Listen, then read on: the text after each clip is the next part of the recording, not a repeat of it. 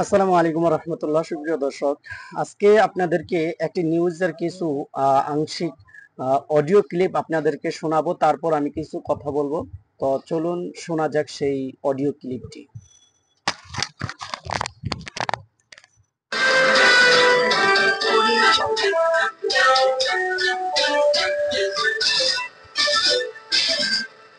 Serial killer major general Ziaul হাসানের ফাঁসি রায় দিয়েছে আদালত। হত্যা, গণহত্যা সহ মানবতা বিরোধী অপরাধের মামলায় গ্রেপ্তারকৃত অব্যাহতিপ্রাপ্ত মেজর জেনারেল জিয়াউল হাসানকে ফাঁসিতে ঝুলিয়ে মৃত্যুদণ্ডাদেশ দিয়েছে আন্তর্জাতিক অপরাধ ট্রাইব্যুনাল।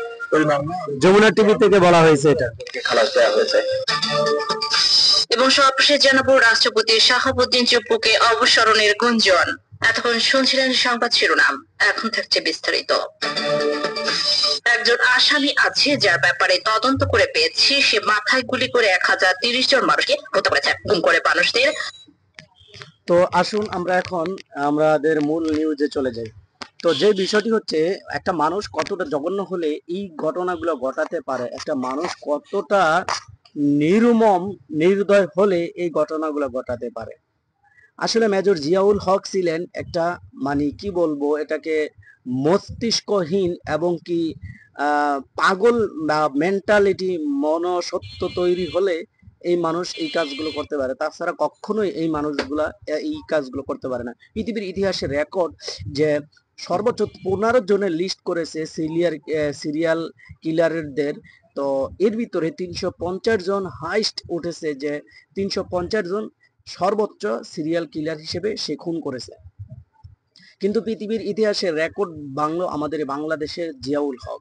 তো তিনাকে মেজর বললে আসলে এটা মেজরের সম্মানিটি থাকে না, তো তিনাকে মেজর বলা যায় না, তো সেক্ষেত্রে আমি তাকে মেথর বলবো।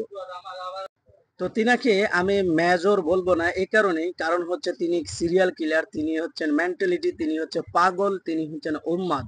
তো সেক্ষেত্রে আমি তাকে মেজর বলবো না, মেজরের সম্মান আর্থে তেনাকে মেজরের সম্মানের ঊর্ধ্বে তিনাকে অন্য কিছুই বলতে হবে, কারণ তিনি হচ্ছে মেন্টাল, তিনি পাগল, তো তিনাকে মেথর বলা যেতে পারে। মেজর বললে তিনার যে মেজরদের একটা মান সম্মান, সে মান সম্মান নষ্ট হয়ে যাবে, তো সেক্ষেত্রে তিনাকে মেথর বলা যেতে পারে। তো এই জিয়াউল হক মেথরের ফাঁসি কার্যকর অলরেডি ঘোষণা করা হয়েছে। ইনশাল্লাহ আমরা জানতে পেরেছি যমুনা টিভি অথবা নিউজ 24 অথবা চ্যানেল 24 বিভিন্ন নিউজের মাধ্যমে আমরা শুনতে পেরেছি। আলহামদুলিল্লাহ আদালত ট্রাইব্যুনাল তাকে ফাঁসি কার্যকর করার জন্য আদেশ দিয়েছে। তো সেক্ষেত্রে আমরা আলহামদুলিল্লাহ খুশি যে এই ধরনের মেন্টালিটি লোকদেরকে ফাঁসি দেওয়াটা অত্যাবশ্যক, কারণ পৃথিবীর ইতিহাসে রেকর্ড ভঙ্গকারীর একজন হচ্ছেন এই সিরিয়াল কিলার। 1030 জনকে খুন করা হয়েছে। তিনি লাশের, মানে যে ভিকটিম ব্যক্তি, গুম হওয়া ব্যক্তিকে বিশেষ করে হাত পা বেঁধে জীবন্ত মানুষটাকে রেল লাইনে ফেলে খণ্ডিত বিখণ্ডিত করে ফেলতেন এক, আর অন্যদিকে হাত পা চোখ বেঁধে বুড়িগঙ্গা নদীতে নিয়ে, নৌকায় করে বুড়িগঙ্গা নদীতে নিয়ে মাথায় পিস্তল ঠেকিয়ে খুন করা হতো। দুই, তিন, মাইক্রো বাসে করে বিভিন্ন ব্রিজে, যেমন কাশপুর ব্রিজ, চিটাং রোড যেই ব্রিজ অথবা পোস্তগোলা ব্রিজে নিয়ে মাইক্রো বাসে করে বিষাক্ত ইনজেকশন দিয়ে ওখানে এভাবে মারা হতো। তো এই যে বিভিন্ন সময় বিভিন্ন ভাবে মারতো এই জিয়াউল হক আহসান বা জিয়াউল হক মেথর, যাকে মেজর বলা হয়, তার নাম মেথরই বলা যেতে পারে এখন। তো তাকে ফাঁসির রায় কার্যকর করা হয়েছে রায় আদালত ট্রাইব্যুনাল। তো যাই হোক, আমরা স্বাগত জানাই, আর এটা প্রকাশ্যে ফাঁসি দেওয়া হোক, এটা আমাদের প্রাণের আকুতি, প্রাণের দাবি।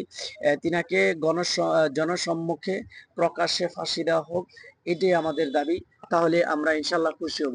তো এই নিউজটি যখন বিগত কদিন ধরেই শুনতেছি, 5ই আগস্টের পর থেকে প্রায় 1 বছর হয়ে গেল, আমরা শুনতেছি জিয়াউল হক আহসান ছিলেন প্রধানত একজন সিরিয়াল কিলার, বাংলাদেশের টপ লেভেলের সিরিয়াল কিলার। তো তিনাকে ফাঁসির কার্যকরের ঘটনাটি যখন শুনেছি 17ই আগস্ট, আজকে 18টা হয়েছে, 2 দিন ধরে, তখন আসলে নিউজটা শুনে খুব ভালো লাগলো যে না, আসলে বাংলাদেশের সুষ্ঠু, মানে কি বলা হয়, সুষ্ঠু মস্তিষ্কে যে বিচার ব্যবস্থা আস্তে আস্তে ভালো হচ্ছে, তার ধারাবাহিকতা যে তৈরি হচ্ছে তার ধারাবাহিকতা কিন্তু খুবই ভালো লেগেছে। তো সেজন্য আমাদের বিচার ব্যবস্থাকে আরো সুন্দর, সচ্ছল, স্বাভাবিক করে বিচার ব্যবস্থাকে ঢেলে সাজাতে হবে, যাতে করে এই ধরনের কুচক্রমহল, এই ধরনের মেন্টালিটি, এই ধরনের সিরিয়াল কিলার পৃথিবীতে আর যেন না জন্মাতে পারে। তাহলে আমাদের দেশ, মাতৃভূমি অবশ্যই এবং জনসম্মুখে সাধারণ জনগণ সকলেই ভালো থাকবে। তো সেক্ষেত্রে সবার কাছে দোয়া চাই, দেশবাসী যেন, দেশের মানুষ যেন সুস্থ মস্তিষ্কে, যাকে আনলে দেশ বাঁচানো যাবে, যাকে আনলে দেশের মানুষ বাঁচবে, কর্মহীনতা দূরে থেকে কর্মসংস্থান তৈরি হবে, সেই ব্যবস্থায়, যাতে সেই লক্ষ্যে আমাদের সঠিকভাবে সঠিক মানুষকে নির্বাচনে নির্ধারণ করে, যাতে করে আমাদের দেশ এবং জাতিকে, আমাদের সমাজকে, আমাদের কর্মসংস্থানকে, আমাদের পরিবার পরিবেশকে সুন্দর ও সুশৃঙ্খলভাবে গড়ে তুলতে পারে।